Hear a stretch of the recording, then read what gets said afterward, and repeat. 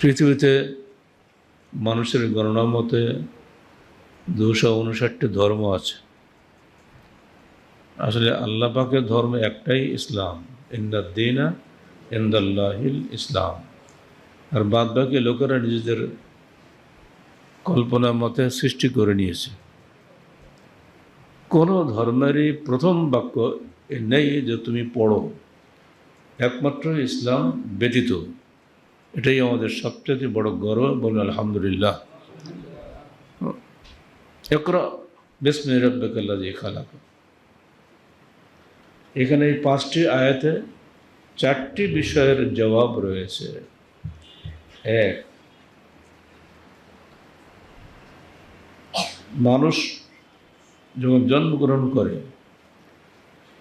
প্রথম তার শিক্ষা হবে সে আল্লাহর সৃষ্ট। আল্লাযী খালাক, তার সৃষ্টিকর্তাকে আল্লাহ। বানর, হনুমান বা লেজ খসা অন্য কোনো জীবের সে বংশধর নয়। প্রতিবাদ এটা আল্লাহ জানিয়ে দিচ্ছেন, হে মানুষ, তোমাকে আল্লাহ সৃষ্টি করেছেন, তুমি নিজে নিজে সৃষ্টি হওনি, বা কোনো বানর হনুমানের উদ্বর্তিত লেজ খসা জীব তুমি নও, যেটা ডারউইনের নাস্তিকবাদী থিওরিতে বলা হয়েছে এবং যেটা আমাদের বিশ্ববিদ্যালয়ে, কলেজে, মাদ্রাসাতে পড়ানো হচ্ছে 2013-2014 সাল থেকে। এর বিরুদ্ধে চরমভাবে প্রতিবাদ হচ্ছে, বক্তব্য হচ্ছে, লেখনী হচ্ছে, কিন্তু কথিত জনগণের সরকার জনগণের কথার কোনো মূল্যই দেয় না। আমাদের ছেলেরা এখন বিশ্ববিদ্যালয়ে ভর্তি হচ্ছে, তারা এমন অবস্থায় এখন শুনলে তো বিশ্বাস করাই মুশকিল। যেমন এ ইউনিট মানে মানবিক বিভাগ, এবারে সর্বমোট আবেদনকারীর সংখ্যা ছিল 2,19,273 জন। তার মধ্যে এ ইউনিটে ভর্তি সিট আছে মাত্র 2019টা। তো একটা সিটের বিপরীতে 73 জন আবেদন করেছে। আর বি ইউনিট অর্থাৎ বাণিজ্য বিভাগে সিট আছে মাত্র 560টা। সেখানে একটা সিটের বিপরীতে আবেদন করেছে 176 জন। আর সি অর্থাৎ বিজ্ঞান বিভাগে সিট আছে মাত্র 1594টা। সেখানে একটা সিটের এগেনস্টে আবেদন করেছে 121 জন। তাহলে এই 2,19,273 জন শিক্ষার্থী যারা রাজশাহী বিশ্ববিদ্যালয়ে ভর্তির জন্য আবেদন করেছে, তারা এখানে এসে শিখবেটা কি? মানুষ বানরের জাত, বলুন নাউযুবিল্লাহ মিন যালিক। এই শিক্ষার জন্য কি এত ছাত্ররা আসছে? এই ইউনিভার্সিটিগুলো চলছে কাদের টাকায়? এ তো পাগলও বোঝে যে মুসলমানদের টাকায় চলছে। এদেশে 91% মুসলমান। মুসলমানদের টাকায়, মুসলমানদের বিশ্ববিদ্যালয়ে মুসলমানদের শিক্ষকরা শিখাচ্ছে, হে মানুষ, হে ছাত্র, তুমি কিছুই জানো না, তুমি আসলে বানরের বাচ্চা। এর চাইতে বেয়াদবি, মিথ্যা শিক্ষা কিছু হতে পারে? এজন্যই বারবার মনে পড়ে পিছনের কথা। 1835 সালে লর্ড মেকলে, অত্যন্ত সুচতুর একদম চিন্তাবিদ ইংরেজদের, তিনি বলেছিলেন, আজও কালও আমাদের তো ইন্ডিয়া ছাড়তেই হবে, যেভাবে আন্দোলন শুরু হয়েছে বেশি দিন থাকা যাবে না। তো হ্যাঁ, আমরা এমন এক শিক্ষা ব্যবস্থা রেখে যাব যেখানে তারা রক্তে মাংসে হবে ভারতীয়, কিন্তু আকীদা বিশ্বাসে হবে ইংরেজ। সেটাই হচ্ছে রক্ত মাংসে আমরা সব বাঙালি, মুসলমান, কিন্তু আকীদা বিশ্বাসে আমরা সব ইংরেজদের দালাল, লেজুড়। সোজা কথা বলতে, আমরা আদৌ স্বাধীন দেশ নই, আমরা পরাধীন দেশ, পাশ্চাত্যের পরাধীন লেজুড় বৃত্তি করা দেশ আমরা। তারা যেটা বলে সেটাই ঠিক, তাদের পোশাকের অনুকরণ, তাদের কথার অনুকরণ, তাদের সব কিছুর অনুকরণ করার চেষ্টা করি। 1915 সালে যখন রবীন্দ্রনাথ ঠাকুর নোবেল প্রাইজ পেলেন, তখন ওনাকে সম্মান দেওয়ার জন্য ইংল্যান্ডে দাওয়াত দেওয়া হলো প্রাইজ নেওয়ার জন্য। তো তখন ওখানকার যত বাঙালি ছাত্র ছিল সব খুশি যে আমাদের দেশের একজন লোক প্রাইজ নোবেল প্রাইজ পেয়েছে। তো ওনাকে সম্বর্ধনা দিতে গিয়ে সেখানে ওরা ইংরেজিতে কথা বলে চেষ্টা করেছিল। তো রবীন্দ্রনাথ ঠাকুর তাদেরকে ধমক দিয়ে বলেছিলেন, বেটা তোমার ভাষা হলো বাংলা, তুমি এখানে এসে ইংরেজি শিখেছ? তো না ইংরেজি বলতে পারো না বাংলা শিখছো, বাংলা হারিয়ে গেছে, ইংরেজিও শিখলি না, জীবনটা তো ব্যর্থ। বাংলা বলো, বাংলার নোবেল প্রাইজ পেলাম আমি, তুমি বাংলা বলে আমার সঙ্গে ইংরেজি বলতেছো। এখন শিক্ষিত লোকেরা ক্রেডিট মনে করে ইংরেজি বলতে পারলে, কথায় কথায় বাংলাই বলছে, কিন্তু যোগ ইংরেজি না দিয়ে যেন মনে হয় শিক্ষিত লোকই না। শিক্ষিত লোক মানে যে দুটো বা চারটা ইংরেজি কথা বলতে পারে, ক্রেডিট মনে করে না, নিজের ভাষা ভালো করে শেখেন। আল্লাহ পাক আমাদেরকে বাংলাদেশে সৃষ্টি করেছেন বাংলাদেশের দিন প্রচার করার জন্য। এখানে বাংলা ভাষায় সাফল্য অর্জন করা প্রত্যেকটা ছাত্র শিক্ষকের দায়িত্ব, যাতে আমাদের ভাষা সমৃদ্ধ হয় এবং সেভাবে আমাদের লোকদের অন্তরে কতগুলো গেঁথে যায়। হয়তো বিদেশি ভাষা নকল করার কোনো প্রয়োজন নেই। ইকরা বিসমি রাব্বিকাল্লাযী খালাক 5টি আয়াতে আল্লাহ পাক 4টা শিখিয়ে দিয়েছেন। প্রথম এই যে মানব শিশু প্রথমে শিখবে সে আল্লাহর সৃষ্টি, সে বানরের সৃষ্টি নয়। 2 নম্বর, সে পড়বে, তাকে পড়তে হবে, না পড়লে হঠাৎ করে সে শিখতে পারবে না। সে পড়বে আল্লাহ প্রেরিত শিক্ষা, যে শিক্ষা তার আত্মিক ও জৈবিক চাহিদা পূরণ করে। আত্মিক চাহিদা, সে আল্লাহর গোলাম। যখন সে বিপদে পড়ে তখন সে কারা ডাকে? বাপ মাকে ডাকে, না সরকারের ডাকে, না পুলিশের ডাকে? বিপদে পড়লে সে আল্লাহ বলে ওঠে না? এই যে আত্মিক চাহিদা পূরণ করবে তার। দ্বিতীয়ত জৈবিক চাহিদা, তার ক্ষুধা আছে, তৃষ্ণা আছে, এইসব চাহিদা আলাক এক কথা বলা হয়েছে, খালাকাল ইনসানা মিন আলাক, রক্তপিণ্ড দিয়ে সৃষ্টি হয়েছে তোমার, আর এর দাবি তোমাকে মেটাতে হবে। অর্থাৎ যে শিক্ষা আত্মিক ও জৈবিক উভয়বিধ জবাব দিতে পারে, উভয় বিষয়ের শিক্ষা দিতে পারে, সেটাই হলো ইসলামী শিক্ষা। 3 নম্বর, কিসের মাধ্যমে শিখবে? জবাব, আল্লাযী আল্লামা বিল কলম, কলম দিয়ে শিখবে। কলম বললে এই আয়াতটা যার পর নাজিল করা হচ্ছে অর্থাৎ আমাদের রসুলের উপরে, তিনি নিজে কলমে লিখতে পারতেন না। তাতে বোঝা গেল কোরআনের আয়াত কিয়ামত পর্যন্ত চলবে। ওই সময় মক্কায় মাত্র 17 জন লিখতে পারতেন, আর কেউ লেখাই জানতেন না। অথচ বলা হচ্ছে তিনি শিক্ষা দিচ্ছেন কলমের মাধ্যমে। কলমের মধ্যে জবানও সামিল। যে ইন্টারনেটে কত ধরা হচ্ছে, তাই না? ইন্টারনেট কি ও কি মানুষ না কি? ও দিব্য কথা অ্যাজ ইট ইজ সারা দুনিয়া ছড়িয়ে দিচ্ছে। তো কলম বলতে মূল বস্তুটাই বলা হয়েছে, এই কলমের সঙ্গে জবানও সামিল। বা অন্যান্য মিডিয়া যা এখন হচ্ছে, অডিও ভিডিও সব কিছু এর মধ্যে সামিল। আল্লাহ বিল কলম। 4 নম্বর, শিক্ষার বিষয়বস্তু কি হবে?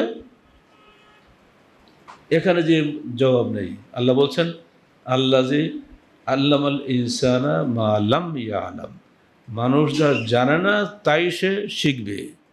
বিষয়বস্তু কি হবে? সে যা জানে না সেটাই তার বিষয়বস্তু।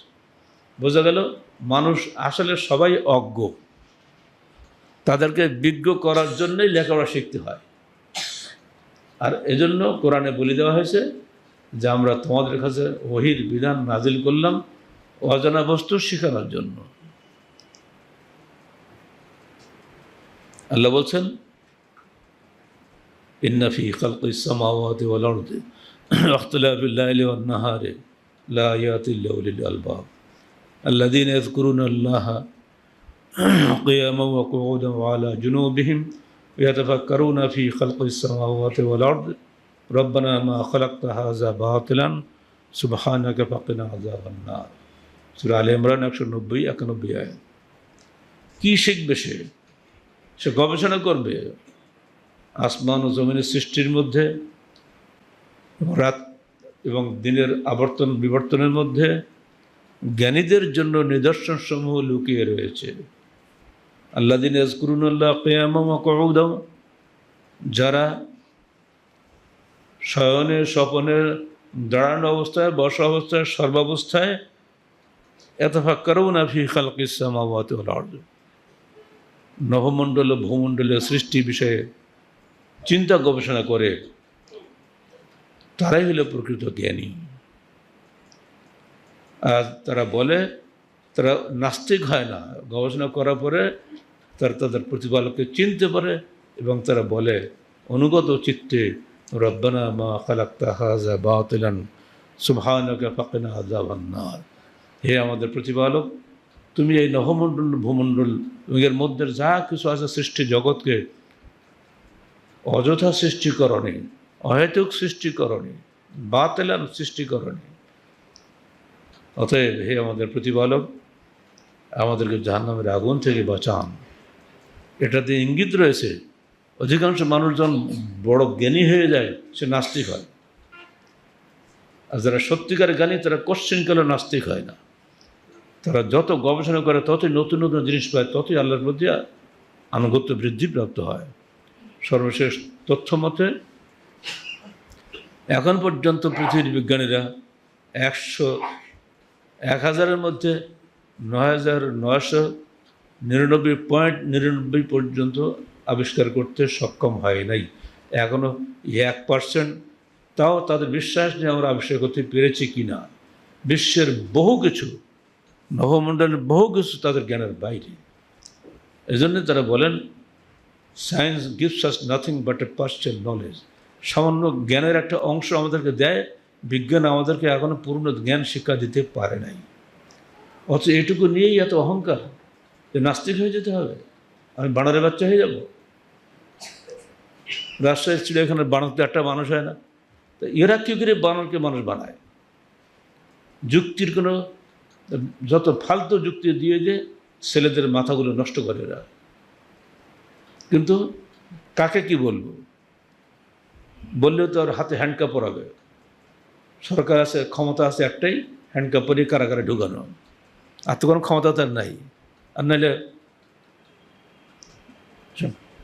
যাই হোক, মুসলমানদের যারা প্রতিনিধি তাদের উচিত ইসলামের প্রতিনিধিত্ব করা, নইলে মৃত্যু প্রত্যেকেরই হবে, প্রত্যেককেই কৈফিয়ত দিতে হবে আল্লাহর কাছে, প্রত্যেককেই কিয়ামতের মাঠে জবাবদিহি করতে হবে। অতএব যিনি যে দায়িত্বে আছেন সাবধান থাকুন। পঞ্চম মৌলিক প্রশ্ন, আল্লাহ মানুষকে কি উদ্দেশ্যে সৃষ্টি করেছেন? জবাব, ওমা খালাকতুল জিন্না ওয়াল ইনসা, বলেন ইল্লা লিয়াবুদুন, আমি সৃষ্টি করেছি মানুষকে শুধুমাত্র আমার দাসত্ব করার জন্য, আমার উপরে খবরদারি করার জন্য নয়, আমার দাসত্ব করার জন্যই তোমাদেরকে আমি সৃষ্টি করেছি। অর্থাৎ শিক্ষার মূল উদ্দেশ্য হবে আল্লাহর দাসত্ব শেখানো, যাকে তৌহিদ ইবাদত বলা হয়।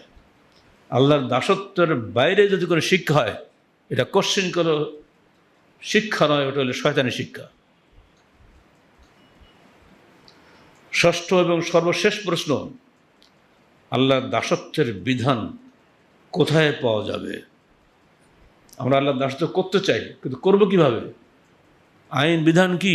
জবাব, আর রহমান আল্লামাল কোরআন। তোমার প্রতিপালকের সবচেয়ে বড় দয়া এই, তোমাকে আল্লাহ কোরআন শিক্ষা দিয়েছেন। কোরআনই তোমার একমাত্র জবাব। বলুন আলহামদুলিল্লাহ। কোরআন শিখো, কোরআন বুঝো, কোরআন অনুধাবন করো, কোরআনের মধ্যে তোমার জীবনের সমস্ত প্রশ্নের উত্তর রয়েছে।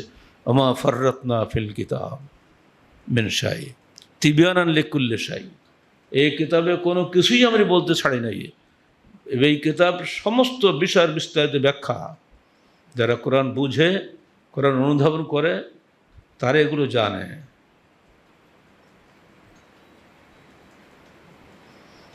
আর কোরআন এমন জিনিস, কোশ্চিন কালো পৃথিবী থেকে বিনষ্ট হবে না। পিছনের সমস্ত কিতাব আল্লাহ পাক উঠিয়ে নিয়েছেন, কিন্তু আল্লাহ পাক কোরআন সম্পর্কে বলছেন, ইন্না নাহানু নাজ্জালনা যিকরা ওয়া ইন্না লাহু লাহাফিজুন। আমরা কোরআন নাজিল করেছি এবং আমরা এর হেফাজত করি। হে শত্রুরা, হে কাফের মুশরিকরা, যত চেষ্টাই তোমরা করো, কোরআনের একটা নোক্তা হরফ পরিবর্তন করার ক্ষমতা তোমাদের কারো নাই। আমি নিজেই এর নিরাপত্তার দায়িত্ব গ্রহণ করেছি, বলুন আলহামদুলিল্লাহ। কারণ এটা চিরন্তন হেদায়েতের উৎস। যতদিন পৃথিবীতে মানুষ থাকবে ততদিন কোরআন তাদেরকে রাস্তা দেখাবে। আর এই বিষয়ে প্রথম দায়িত্ব হলো মুসলমানদের, কারণ মুসলমানরা কোরআনকে গ্রহণ করেছে, অন্যরা গ্রহণ করে নাই। এজন্য আল্লাহ বলছেন, কুনতুম খায়রা উম্মাতিন উখরিজাত লিন-নাসি তা'মুরুনা বিল মা'রুফ ওয়া তানহাউনা আনিল মুনকার, সূরা আলে ইমরান 110 আয়াত। তোমরাই শ্রেষ্ঠ জাতি, তোমাদের উদ্ভব ঘটানো হয়েছে এজন্য যে তোমরা মানুষকে সৎ কাজের আদেশ দিবে, অসৎ কাজের নিষেধ করবে এবং আল্লাহর উপরে ঈমান রাখবে। সৎ এবং অসৎ, ন্যায় এবং অন্যায়ের মানদণ্ড হচ্ছে কোরআন। কোরআন বিরোধী সব কিছু বাতিল। দুনিয়ার সমস্ত প্রস্তাব করেন, সারা পৃথিবীর লোক এক জায়গায় সিদ্ধান্ত নিক সুদ হালাল, কোরআন বলছে সুদ হারাম, ওকে হালাল করা যাবে? যদি কেউ করে এবং করে ফেলেছে, অলরেডি সবাই করছে, সারা পৃথিবী চলছে শুধু অর্থনীতিতে। ফলে পৃথিবীর একদল লোক হচ্ছে পাঁচতলায়, একদল লোক হচ্ছে গাছতলায়। রসুল আসার আগে যেমন ছিল মক্কায় আবু জাহেল, আবু লাহাব একদিকে, আর তার বিপরীতে বেলাল হাবশি, সলমান ফারসি, সোহেব রুমি, যা মাত্রাবা, তার মাটিতে শুয়ে থাকতো, তাদের গায়ের কোনো পোশাক থাকতো না। সেই ফেলে আসা জাহেলিয়াত আজ আরও জোরদারভাবে চলছে সারা বিশ্বে। বাজারে গেলে সবচেয়ে দামি জিনিসটা মনে হয় কোনো ক্রেতাই পাবেন না, আপনি যাওয়ার আগে দেখেন সব কেনা শেষ। তার মানে কি, একদল লোক এত বেশি ধন সম্পদের অধিকারী হচ্ছে, ঠিক তার বিপরীত আর একদল লোক না খেয়েই মরছে।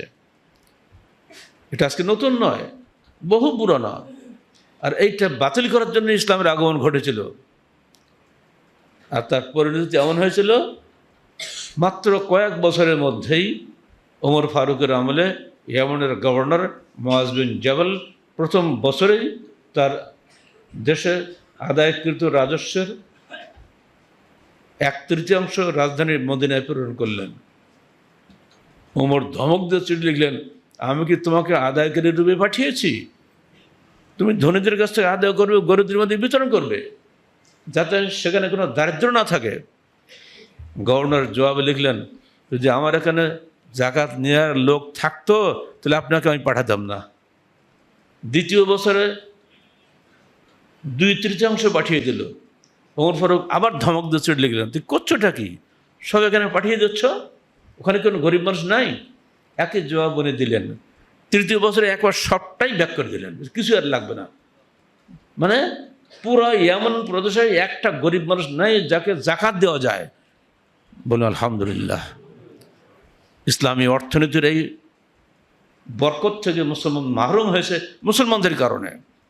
আজকে সারা বিশ্বের 57টি মুসলিম রাষ্ট্র, তারা যে সত্যিকার অর্থে চেষ্টা করত, মুসলিম দেশে কশ্চিনকালে ধনী গরিবের এই পাহাড় পুরাণ বৈষম্য থাকতে পারে না।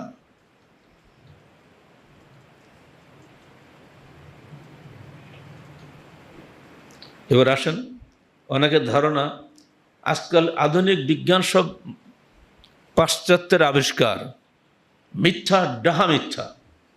কোরআন এবং হাদিস গবেষণা করে মুসলমানদের যে বৈজ্ঞানিক উন্নয়ন হয়েছিল তার সংক্ষিপ্ত তালিকা আমাদের বইতে আছে। আমি সেখান থেকে কিছু কয়েকটা উদাহরণ আপনাদের দিচ্ছি। মুসলমানদের বৈজ্ঞানিক উন্নয়নের মোট 3টা যুগ আছে। প্রথম 2য় শতাব্দী হিজরির শুরু থেকে 3য় শতাব্দী পর্যন্ত। এই যুগে বাগদাদের বিজ্ঞানাগারে বিভিন্ন বিদেশি ও ইউনানি বিজ্ঞানের গ্রন্থসমূহ অনুদিত হয়। ডক্টর হাইট বলছেন, সমস্ত ইউনানির বিদ্যার এক বিরাট অংশ যা আমাদের নিকট পৌঁছেছে তার সবটুকুই আমরা পেয়েছি মুসলমানদের কাছ থেকে।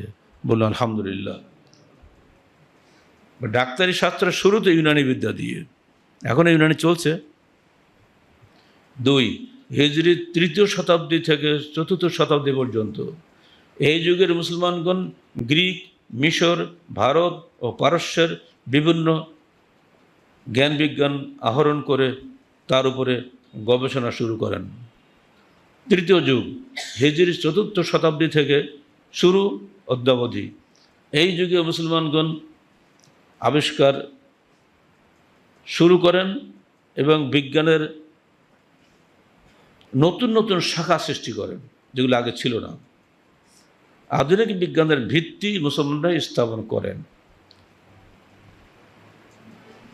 যেমন 1 ইবনুল হাইসাম, তিনি প্রথম চোখের দৃষ্টিশক্তি আবিষ্কার করেন। চোখের চশমা দিয়ে কাজ করছে না, এর প্রথম আবিষ্কার মুসলমানরা করেছে ইবনুল হাইসাম, মনে রেখে দেন। আগে এটা জানতই না কেউই। তিনি প্রথম ফটো আবিষ্কার করেন। এখন তো ফটো ছাড়া কাজই নেই, ভিডিও অডিও দেখছেন না, মুসলমানদের আবিষ্কারের প্রথম যুগে।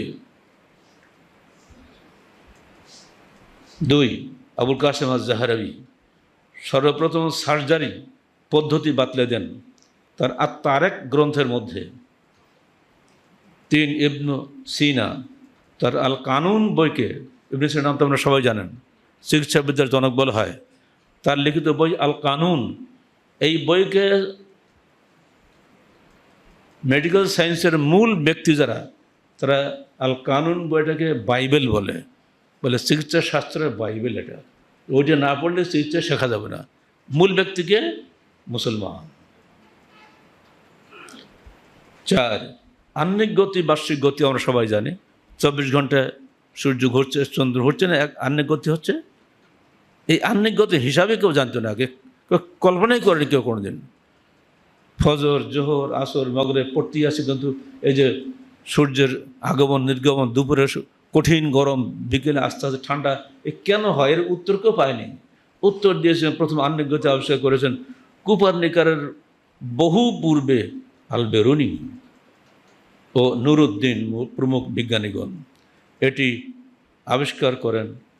প্রথম তারাই আল-বেরুনি, নুরুদ্দিন। পরবর্তীকালে এখন নাম হয়েছে, ইংরেজরা সবসময় নিজের ক্রেডিট নেয়, তো পরে একে বলে কোপার্নিকাস নাকি আবিষ্কার করেছে। কোপার্নিকাসের বহু পূর্বে এগুলো আল-বেরুনি বা নুরুদ্দিন আবিষ্কার করে চলে গেছে। 5 ত্রিকোণমিতি, যারা ইংরেজি ছাত্র, অঙ্কের ছাত্র, ভালো কিছু চেন এগুলো। ত্রিকোণমিতি আবুল ওয়াফা মোহাম্মদ আল কব্বালি, তিনি প্রথম এটা আবিষ্কার করেন। 6 আলজেব্রা, বাকি আমরা কি আলজেব্রা মানে কি জ্যামিতি নাকি? জ্যামিতি। মোহাম্মদ বিন মুসা আল খারেজমি, তিনি প্রথম এটা আবিষ্কার করেন। 7 নম্বর অঙ্ক এবং জ্যোতিষশাস্ত্র, এটা আবিষ্কার করেন কে? ওমর খাইয়াম। 2 2 4 কেটা কোনে বসে, এই হিসাব নিকাশ কারো মাথায় আগে ছিল না। ঠিক শূন্য আবিষ্কার করেন মুসলমানরাই। শূন্য যদি আবিষ্কার না করতো তো জীবনে একই থাকতো। শূন্য দিলে 10, আরেক শূন্য 100, আরেক শূন্য 1000। শূন্য আবিষ্কার করা একটা কঠিন একটা আবিষ্কার, এটাও মুসলমানদের আবিষ্কার। জ্যামিতি আহমদ, মুহাম্মদ ও সাবেদ বিন কুর্রা, বাগদাদের এই 3 ভাই, এটাই প্রথম লিখিত একটা বই বের করেন। সেই বইটাই হলো পৃথিবীতে এর প্রথম আবিষ্কার। এই বই অনুবাদ করেই মানুষ শিখছে যে জ্যামিতি কীভাবে করতে হয়। 9 ঘড়ি, এই ঘড়ি মুসলমানদের আবিষ্কার। খলিফা হারুনুর রশিদ যখন ফ্রান্সের প্রেসিডেন্ট শার্লেমেনের কাছে উপহার পাঠান, উপহারের মধ্যে ঘড়ি পাঠিয়েছিলেন। শার্লেমেন বলছে, এ কি, হাউ ইজ ইট কারেক্ট? কোথায় সূর্য আর আমি এখানে বসে আছি, ওর সঙ্গে কী করে যোগাযোগ হলো? সেই যুগে খলিফা হারুনের পাঠানো উপহার দেখে সেই যুগের ফ্রান্সের প্রেসিডেন্ট যদি লাভ ধরতে পারে, এখন ফ্রান্স বলে আমরাই হলাম বড় জ্ঞানী বিজ্ঞানী, মুসলমানরা কিছুই করেনি। মিথ্যাচার চলছে সব সূত্র। 10 কম্পাস আবু সালেহ, আমেরিকা আবিষ্কারক বলে আপনারা সবাই জানেন, ভাস্কো ডা গামা, তাই না? ভাস্কো ডা গামার যে নাবিক ছিল তিনি কে? আহমদ বিন আব্দুল মজিদ, মুসলমান। কম্পাস না থাকলে সাগরে জাহাজ চালানো আদৌ সম্ভব নয়। সাগর তো কোনো কুল কিনারে নাই। আপনি যাবেন সিঙ্গাপুরে, কোন দিকে কোথাও ঘুরতে ঘুরতে সারা জীবন ঘুরবেন, জীবনে সিঙ্গাপুর যেতে পারবেন না যদি আপনার কম্পাস না থাকে। সে কম্পাস আবিষ্কারক প্রথম মুসলমানরাই করেছে, এবং আমেরিকা আবিষ্কারক ভাস্কো ডা গামাকে বলা হয়, বরং বলা উচিত ছিল আহমদ বিন আব্দুল মজিদকে, কারণ তিনি নাবিক ছিলেন। তিনি যে রাস্তা দেখিয়ে না নিয়ে যেতেন, আমেরিকা খাবার জীবনে হতো না। এমনি করে 33টা আবিষ্কারের তালিকা দেওয়া আছে আমাদের বইয়ের মধ্যে, দেখে নেবেন। ইসলামী শিক্ষা প্রস্তাবনা সমূহ, জ্ঞান বিজ্ঞানের ভিত্তিতে মুসলমানরা 1000 বছর নেতৃত্ব দিয়েছে। জ্ঞান বিজ্ঞানের ক্ষেত্রে মুসলমানদের নেতৃত্ব ছিল 1000 বছর। উইলিয়াম ড্রেপার, বিখ্যাত পণ্ডিত পাশ্চাত্যের, তিনি বলছেন খুবই পরিতাপের বিষয় যে পাশ্চাত্যের বিজ্ঞানীগণ বিজ্ঞানে মুসলমানদের অবদানকে অস্বীকার করেই চলেছে। অথচ এটাই সত্য যে বিজ্ঞানে মুসলমানদের অবদান আকাশের নক্ষত্রের মতো উজ্জ্বল। বলুন আলহামদুলিল্লাহ। আধুনিক বিজ্ঞানের জনক বলে পরিচিত রজার বেকন, তিনি বলতে বাধ্য হয়েছেন যে আধুনিক বিজ্ঞানের পথিকৃৎ হলো মুসলমানেরাই। আলহামদুলিল্লাহ, সবই শিখছে কোরআন হাদিস থেকে। আমরা এগুলো খালি পানি পড়া শিখি, বিয়ে পড়ানো শিখি, আর খোদবা দেই। এর মধ্যে কি আছে আমরা কোনদিন চিন্তাও করি না, গবেষণাও করি না। এজন্য আল্লাহ রসুল বলছেন, মা ইউরিদুল্লাহ বি খায়রান ফাক্কিহহু ফিদ্দীন। আল্লাহ যার মধ্যে কল্যাণ রেখেছেন তাকে দিনের বুঝ দান করেন। আমাদের মধ্যে সে কল্যাণ হয়তো আল্লাহ রাখেননি, অর্থাৎ আমার চেষ্টাই করে নেই, তো বুঝ পেয়ে কী হবে? আমাদের বিশ্ববিদ্যালয়ে কোরআন রিসার্চ সেন্টার নেই, হাদিস রিসার্চ সেন্টার নেই, আরবি বিভাগ, স্টাডিজ বিভাগ রেখে দিয়েছে কিন্তু মৌলবি তৈরি করার জন্য। মানুষের লোকে কী বলবে, দেশের লোক হয়তো খাজনা ট্যাক্স বন্ধ করে দেবে, এই জন্য সান্ত্বনা দেওয়ার জন্য আরবি স্টাডিজ বিভাগ রেখে দিয়েছে, যেখানে কিছুই হয় না, হিসাব মতো কিছুই লেখাপড়া সেখানে হয় না। আমরা নিজেই মাস্টার করে আসে, সেখানে কী যে হয় আমরা নিজেরাই বুঝি না। আমরা বুঝি এটা সেটা জনগণকে ধোঁকা দেওয়ার জন্য আরবি আর ইসলামিক স্টাডিজ বিভাগ খুলে রাখা হয়েছে। কেন সেখানে রিসার্চ কেন্দ্র খোলা হয় না?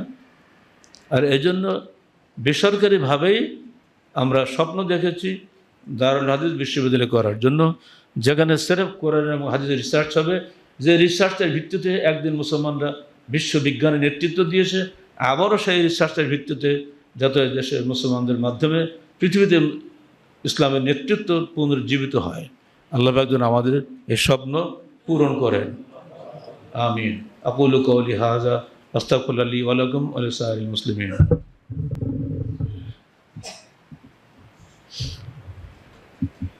আলহামদুলিল্লাহ।